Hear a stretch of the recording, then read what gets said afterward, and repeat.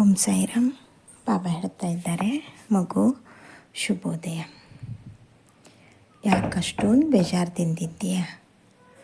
ಒಂದು ಮಾತು ತಿಳಿದುಕೊಂಡ, ನೀನು ಪ್ರಕೃತಿಯಲ್ಲಿದ್ದೀಯ. ಪ್ರಕೃತಿಯಲ್ಲಿದ್ದಾಗ ಯಾವ ಸಮಸ್ಯೆನೇ ಬಂದ್ರೂ ಅದಕ್ಕೆ ಪರಿಹಾರ ಅಂತ ಇದ್ದೇ ಇರುತ್ತದೆ.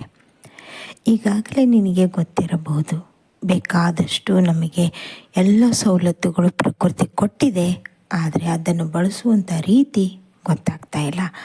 ಈಗ ಮೊನ್ನೆ ನಾನು ಅಮಾವಾಸ್ಯೆ ದಿನ 10 ಒಂದು ಪದಾರ್ಥಗಳಿಂದ ಧೂಪ ಹಾಕು ಅಂತ ಹೇಳಿದ್ದೆ ಅಲ್ವಾ.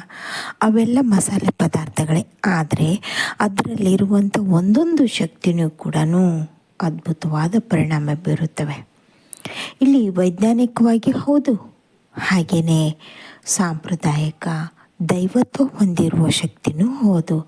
ಮುಂಚೆ ಈ ಭೂಮಿ ಸೃಷ್ಟಿ ಎಲ್ಲಕ್ಕಿಂತ ಮೊಟ್ಟ ಮೊದಲಿಗೆ ಬಂದದ್ದು ಬೀಜ, ಹೌದಲ್ವಾ? ಆ ಬೀಜ ಎಲ್ಲಿಂದ ಬಂತು? ಬೀಜದಿಂದ ಉತ್ಪತ್ತಿಯಾಗಿದ್ದು ಯಾವುದು? ಗಿಡ ಮರಗಳೇ. ಮೊದಲು ಅವುಗಳಿಗೆ ಶಕ್ತಿ ಇರುತ್ತದೆ, ಮಾತನಾಡೋದಿಲ್ಲ, ಆದರೆ ನೀನು ಮಾತನಾಡಿದ್ದನ್ನು ಕೇಳುವಂಥ ಶಕ್ತಿ ಇದೆ, ಫಲ ಕೊಡುವಂಥ ಶಕ್ತಿ ಖಂಡಿತವಾಗಲೂ ಇದ್ದೇ ಇದೆ. 100ಕ್ಕೆ 100 ಸತ್ಯವಾದ ಮಾತು. ನಿನಗೇನಾದರೂ ತುಂಬ ಸಮಸ್ಯೆ ಕಾಡ್ತಾ ಇದೆ ಅಂದರೆ 9 ದಿನ ಬಿಟ್ಟು ಬಿಡದೆ, ಯಾವ ಕಾರಣಕ್ಕೂ ಏನೇ ಸಮಸ್ಯೆ ಬಂದ್ರೂ ಆ ಸಂಕಲ್ಪ ಮುಗಿಯುವವರೆಗೂ ಬಿಡದೇನೆ ಒಂದು ಬೇವಿನ ಮರ ಅಥವಾ ಅರಳಿ ಮರ ಹೋಗಿ ಬ್ರಾಹ್ಮಿ ಮುಹೂರ್ತದಲ್ಲಿ ಒಂದು ದೀಪ ಹಚ್ಚಿ ಒಂದು 5 ನಿಮಿಷ ಕುಳಿತುಕೊಂಡು 108 ಜಪಗಳನ್ನು ಹೇಳಿ, ನಿನ್ನ ಕಷ್ಟ ಏನಿದೆಯೋ ಅಲ್ಲಿ ಹೇಳಿಕೊ. ನನ್ನ ಸ್ವರೂಪವ ಅಂತ ಹೇಳಿಕೊ, ನಾನು ನಿನ್ನ ಜೊತೆಗಿದ್ದೇನೆ ಅಂತಲೇ ನನಗೆ ಹೇಳು.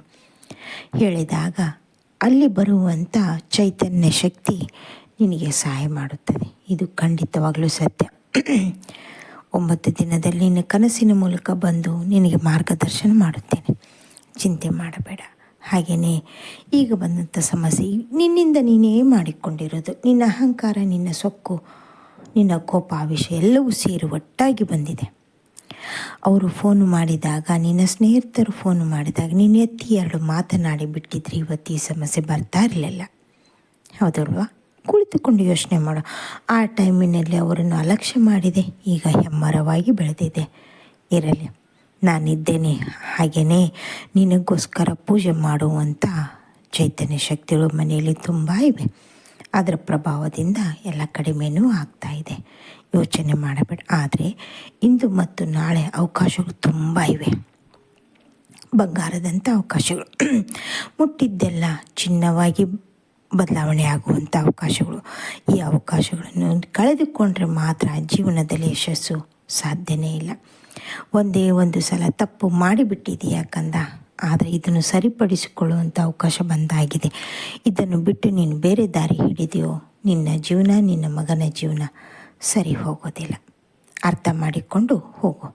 ಬಂದಂಥ ಅವಕಾಶಗಳನ್ನು ಸರಿಯಾಗಿ ಉಪಯೋಗ ಮಾಡು, ಒಳ್ಳೆಯದಾಗುತ್ತದೆ. ಶುಭ ದಿನ.